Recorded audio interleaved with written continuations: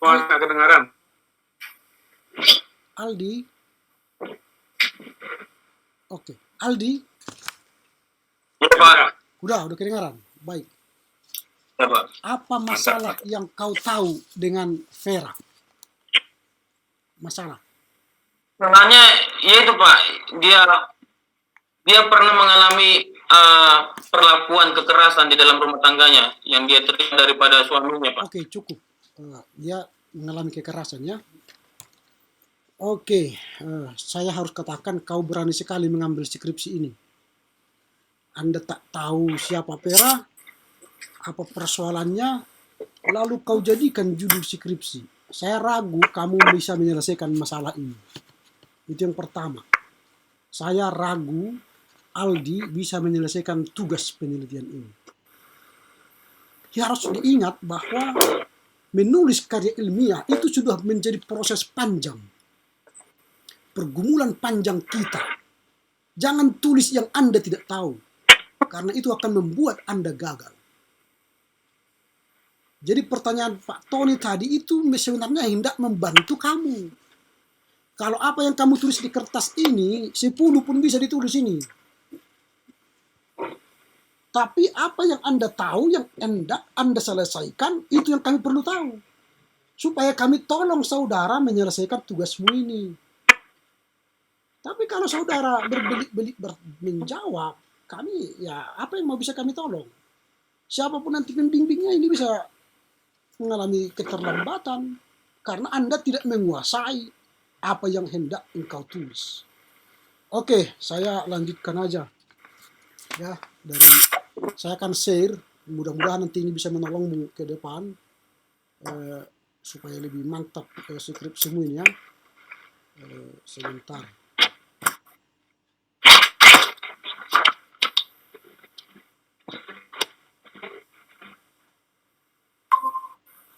Ya, apakah ini sudah kelihatan? Bukan, judulnya bukan saudara Vera mengalami luka batin karena KDRT. Ini kan berita itu.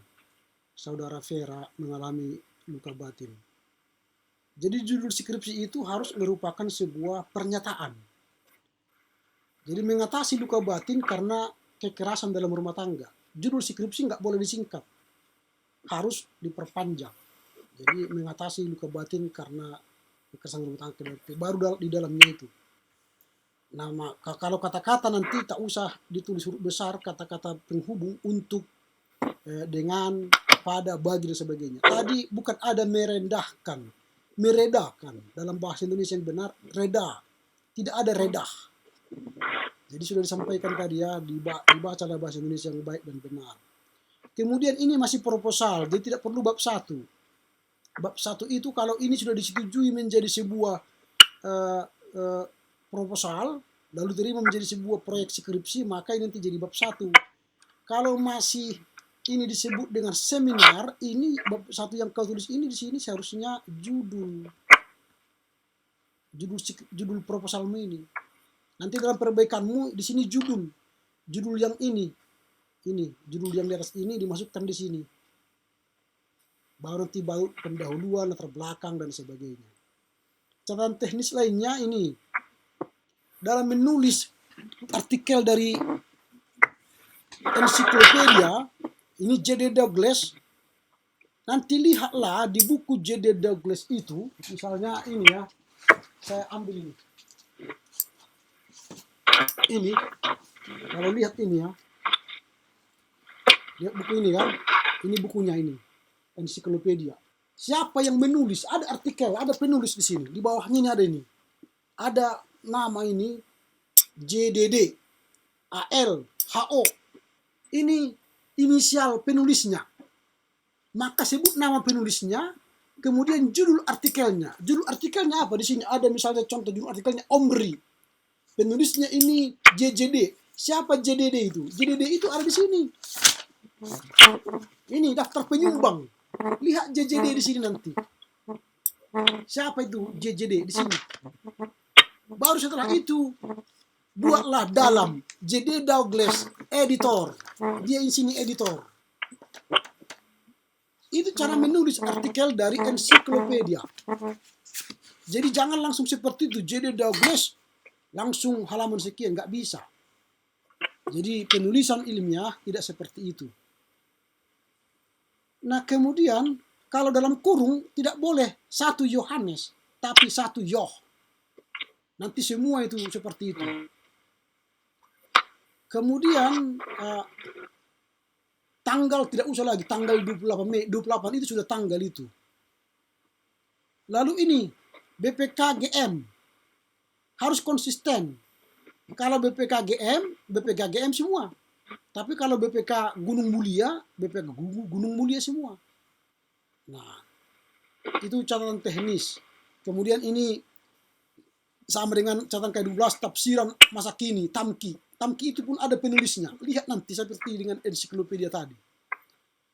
Nah, ini beberapa catatan teknis. Saya masuk kepada judul substansi. Sedikit. Ini kan hal KDRT ini menjadikan Vera menjadi luka batin.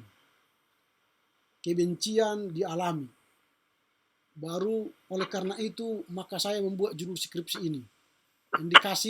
Identifikasi sudah oke, tapi pembatasan masalah. Apa yang kau batasi di sini? Tidak ada yang kau batasi. Hanya kau sebut definisi pembatasan masalah. Yang kau batasi adalah masalah Vera itu ada banyak sekali. Tidak hanya misalnya masalah ekonomi, masalah anak, masalah masa depan, masalah lain. Tapi saya tidak bahas itu. Yang saya bahas di sini hanyalah masalah luka batin. Nah, kan banyak sekali masalah si Vera itu. Tapi yang Aldi bahas hanya satu, yaitu luka batin. Itulah namanya pembatasan masalah. Yang disebut di sini hanya membahas luka batin. Dan penanganannya tentunya. Lalu perumusan masalah. Apa yang dimaksud luka batin? Bukan itu. Karena orang sudah banyak menulis luka batin, kemarahan, dan sebagainya. Persoalanmu sekarang ialah ketika si Vera ditinggal suaminya, dan ketika si Vera mengalami pemukulan dan KDRT oleh suaminya, maka Vera mengalami luka batin. Pertanyaannya, mengapa Vera mengalami luka batin? Ini yang kau jawab. Mengapa Vera mengalami luka batin? Apakah luka batin Vera ini sama dengan luka batin si Budi, luka batin si Joy, luka batin si Putri, dan sebagainya? Luka batin siapa ini? Mengapa? Nanti jelaskanlah. Lalu apa faktor-faktor penyebabnya? Lalu apa dampaknya secara psikis luka batin itu? Baik secara moral terhadap Vera. Lalu pertanyaan yang keempat tidak usah. Lalu pertanyaan kelima dipertahankan. Sejauh mana upaya konselor? Artinya berarti kamu ya melakukan pendampingan. Berarti nanti kira-kira menurut Aldi untuk pendampingan kepada Vera ini supaya bisa mengalami pemulihan, minimal kira-kira berapa kali nanti bertemu dengan Vera? Minimal berapa kali? Bagaimana, Pak? Minimal berapa kali nanti pendampinganmu kau lakukan kepada Vera supaya engkau bisa melihat pemulihan terhadap kasus Vera luka batin ini? 6 kali, Pak. 6 kali, oke. Nah ini nanti yang akan bisa kau jawab. Jadi pertanyaannya tak usah banyak, cukup 4. Sebenarnya 3. Supaya jangan terlampau banyak kau jawab nanti di bab 2, bab 3, bab 4. Nah tujuan penelitian bukan untuk mengetahui apa yang dimaksud dengan luka batin. Tapi bagaimana kamu mengetahui mengapa Vera itu mengalami luka batin. Nah, mengapa dia mengalami luka batin. Lalu apa dampaknya. Lalu kemudian untuk mengetahui apa solusi yang hendak kamu lakukan. Atau konselor lakukan. Nah sesuai kali itu nanti tujuan dan manfaat penulisan. Sinkronkan semua. Mulai dari rumusan masalah, tujuan penulisan, manfaat penulisan. Nah, kemudian soal metodologi penulisan, kamu sudah pilih metodologi studi kasus. Studi kasus ini adalah kualitatif. Ini kualitatif. Nanti harus kau sebut ini penelitianmu ini kualitatif. Karena dilakukan dengan wawancara, perkunjungan yang mendalam. Berkali-kali mengunjungi yang bersangkutan. Nah, jelaskan dalam penelitian kualitatif ini metode yang kegunakan ialah metode studi kasus. Tentu ada di sini sudah kau buat, ini sebenarnya keilmiahan ya, bukan keilmiahan. Keilmiahan maksudmu ini, bukan keilmiahan. Apa yang disebut dengan keilmiahan dari metode studi kasus ini? Keunggulan dan kelemahannya dan sebagainya. Nah, tadi memang sudah disampaikan oleh Pak Tony Utagalung, langkah-langkah ini, kalau saya baca ini mulai dari sini ya, dari metode studi kasus ini yang kau tulis ini sebenarnya banyak ini copy paste dari yang lain. Kalau saya baca ini, karena sudah banyak yang saya baca ini semua sampai ke bawah ini copy paste ini. Ini sampai sini, copy paste. Tapi iyalah, kita anggaplah ini suatu karya ya. Tapi menurut studi kasus ini, langkah-langkah ini yang akan membedakannya nanti. Di aksi pastoral ini. Di sini nanti yang akan banyak kamu berkarya. Apa aksi pastoral? Karena ini kan pendampingan pastoral. Ini menurut saya, sehingga skripsimu ini akan layak nanti diajukan sebagai proposal skripsi kalau dia mau respon ini cukup. Ya Pak. Langsung aja ya, sebentar ya. Ya Pak. Baik, Aldi. Kamu ada membaca nggak skripsi di perpustakaan tentang hal yang mirip-mirip? Nggak ada Pak, karena di perpustakaan sudah nggak ada lagi skripsi Pak.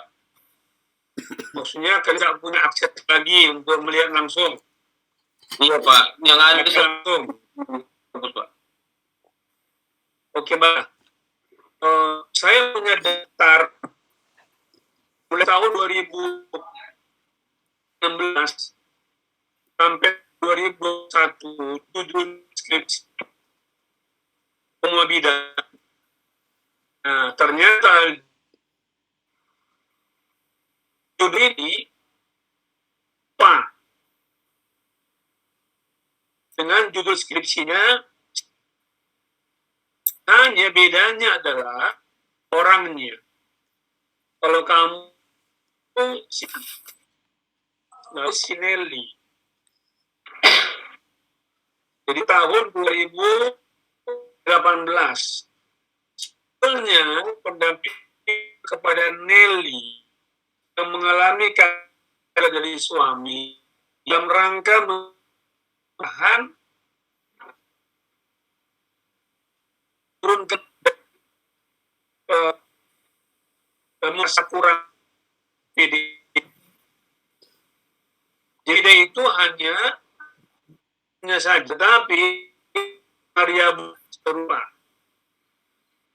Tahun 2019 kampus mengirim onnya melalui foto. Ini bukan seperti yang kita khawatirkan ini di Samskrit itu betul dilakukan apapun juga. Sudah kan harus fotonya, harus kirim tiyu, cakapannya. Kalau memang ini real, maka tentu tidak boleh skripsi judul yang sama. Yang boleh adalah keadaan. Kalau tahu ini memang betul-betul ada kasusnya, kemudian variabelnya harus diganti, tidak pemarahan dan percaya diri. Tapi variabelnya boleh nanti satu stres. Tadi kau ucapkan dia dendam kan? Iya Pak. Dia dendam, nanti berganti dengan pengampunan, atau nanti 2 dari 3 kekecewaan. Itu boleh.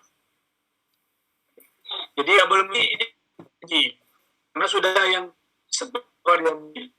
Nah, saya direkomendasi pada penelitian selanjutnya untuk meneliti kasus sama tapi variabel yang berbeda. Itu yang lakukan. Jadi tadi, Iya Pak. kalau ini mempertahankan ini ditolak karena sudah ada. Jadi nanti kesalahan yang mengopi aja kan ini. Iya Pak. Jelas Pak. Oke. diganti apabila stres kekecilan atau dalam menggantikan dengan peran dan strategi. Ya, Iya Pak. nanti itu berdampak semua kepada apakah itu termasuk tentu rumusan berubah dirinya ya. Inilah variabelnya itu dengan yang pilih nanti. Kayaknya menawarkan opsi aja. Dan tiga tadi, Kenapa dari tiga? ketiga pilih. Ya betul. Tapi Ya Pak. ada yang kurang dalam rumusan masalahmu, ada usul supaya dipersingkat saja. Hanya memang pertanyaan itu hanya bisa dijawab kalau sudah ada data perbandingan antara sebelum kau dampingi dan setelah kau dampingi.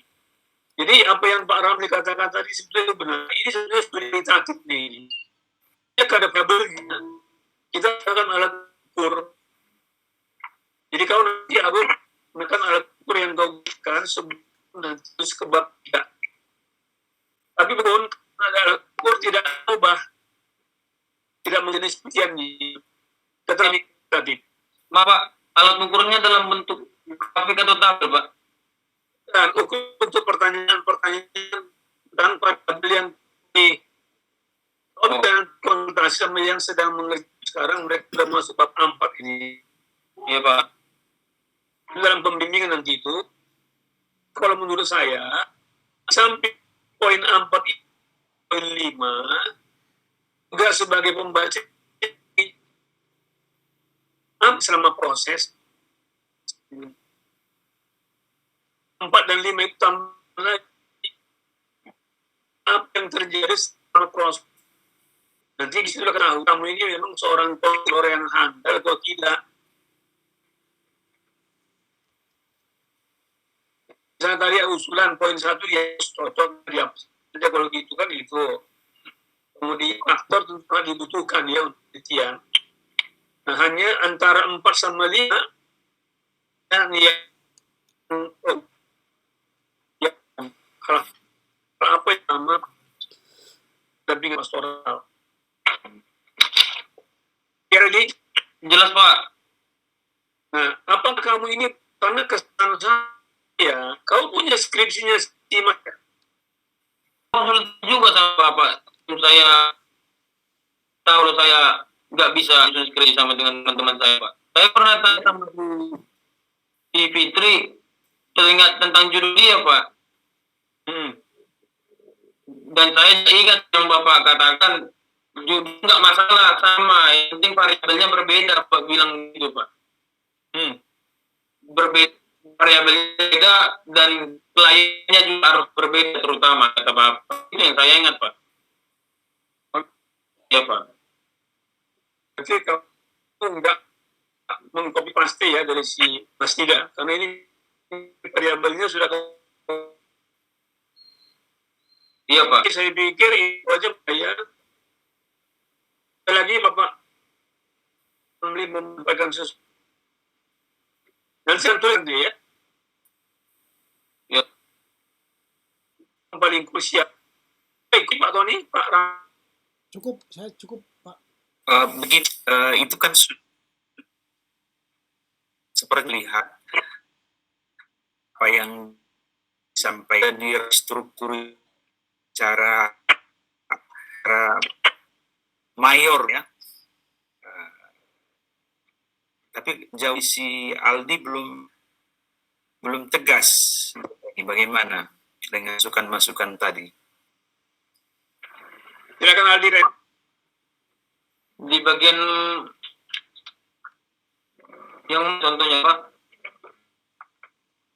Enggak, maksudnya Pak respons masuk yang tadi. Oh. Iya Pak. Baiklah.